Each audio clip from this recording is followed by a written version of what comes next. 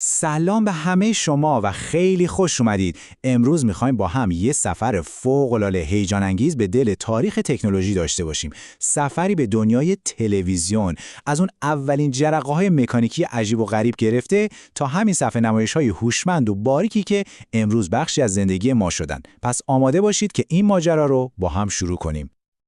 خب، اینم از نقشه راه امروزمون. اول از همه برمیگردیم به اولین جرقه‌ها، یعنی تلویزیون‌های مکانیکی. بعدش یه جهش بزرگ می‌کنیم به انقلاب الکترونیکی و دوران جعبه‌های جادویی.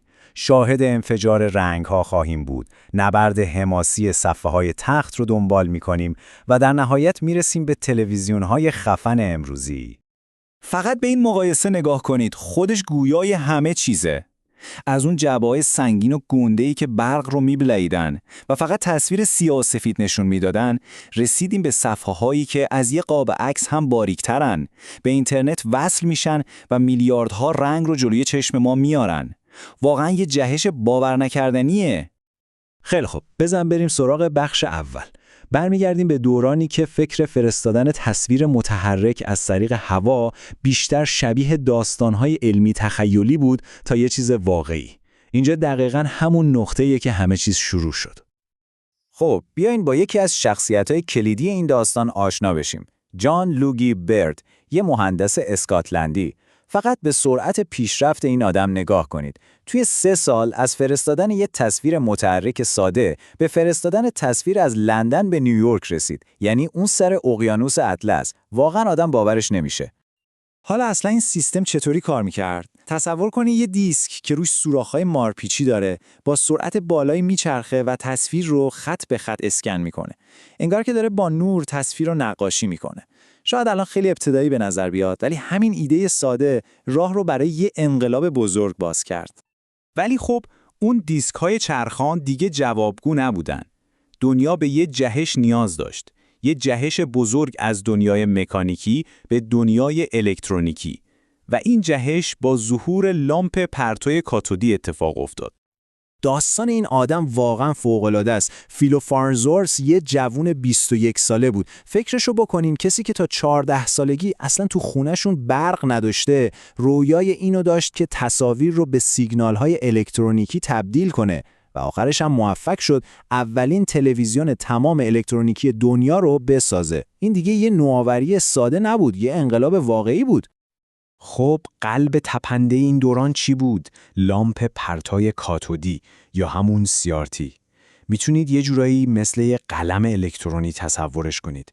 این قلم با سرعت وحشتناکی پرتاب‌های الکترون رو به صفحه شلیک میکرد و تصویر رو خط به خط روی صفحه نقاشی میکرد. این تکنولوژی برای ده‌ها سلطان بی‌رقیب دنیای تلویزیون بود. چرا اینقدر موفق بود؟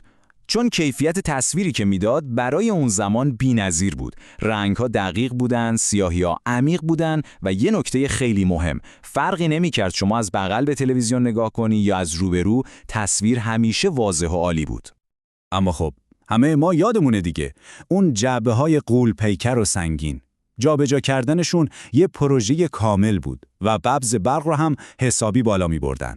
همین عیب‌ها بود که باعث شد مهندسا دنبال راه حل‌های جدید بگردن. و حالا میرسیم به یکی از هیجان انگیزترین و جادویی‌ترین لحظه‌های این داستان.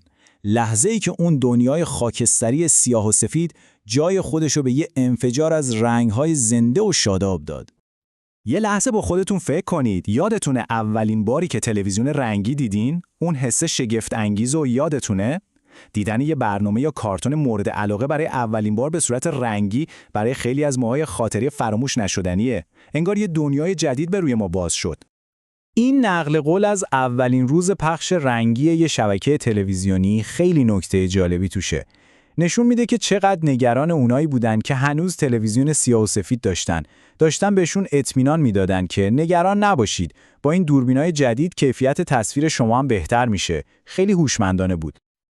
خب، دوران پادشاهی CRT داشت به سر می اومد و یه مسابقه بزرگ و جدید شروع شد. مسابقه‌ای برای تبدیل کردن اون جعبه‌های سنگین به یه قاب عکس شیک و باریک روی دیوار. نبرد صفحه‌های تخت شروع شد. اینجا یه جنگ تمام‌یار بین تکنولوژی‌ها بود. از یه طرف پلاسما رو داشتیم که کنتراست عالی و حرکت‌های خیلی روونی داشت، جون میداد برای دیدن فوتبال. ولی خب هم برق زیادی مصرف می‌کرد و هم ریسک سوختگی تصویر داشت. از طرف دیگه LCD ها اومدن که باریکتر و کم مصرفتر بودن، اما مدل‌های اولیه‌شون زاویه دید خوبی نداشتن، تا اینکه بالاخره LED از راه رسید تا بازی رو عوض کنه. و این نمودار قشنگ بهمون میگه کی برنده این جنگ شد. فقط اختلاف مصرف برق رو ببینید، پلاسما و CRT خیلی پرمصرف بودن، اما LED یه جهش بزرگ در بهینه‌سازی مصرف انرژی بود. همین یه دلیل کافی بود تا بازار رو به دست بگیره. و اینطوریه که میرسیم به امروز، به دنیایی که نوآوری‌ها دیگه سال به سال اتفاق نمیافتن، بلکه ماه به ماه چیزای جدید میبینیم. تلویزیون‌های امروزی دیگه فقط یه نمایشگر ساده نیستن. الان 2 تا غول اصلی تو بازار داریم، OLED و QLD. تکنولوژی OLED میتونه هر پیکسل رو جداگونه خاموش و روشن کنه و این یعنی به ما یه رنگ سیاه مطلق و کنتراست بی‌نهایت میده. از اون طرف QLD با استفاده از نقاط کوانتومی یه پالت رنگی با بیش از 1 میلیارد رنگ تولید میکنه که تصاویر رو فوق‌العاده زنده و واقعی نشون میده. پس اگه بخوایم یه جمع‌بندی سریع بکنیم، از دیسک‌های چرخان رسیدیم به تفنگ‌های الکترونی. از دنیای بیرنگ به یه انفجار از رنگ. از جعبه‌های غول‌پیکر به قاب‌های باریک روی دیوار. و از یه گیرنده ساده به یه کامپیوتر هوشمند توی اتاق نشیمن. عجب سفر شگفت‌انگیزی بود، نه؟ و در آخر میخوام این سوال رو برای شما باقی بذارم. با این سرعت پیشرفت تکنولوژی، از هولوگرام گرفته تا واقعیت مجازی و واقعیت افزوده، به نظرتون تلویزیون‌های آینده اصلاً به یه صفحه نمایش فیزیکی نیاز دارن؟ باید منتظر بمونیم و ببینیم آینده چه شگفتی‌های دیگه‌ای رو برامون کنار گذاشته.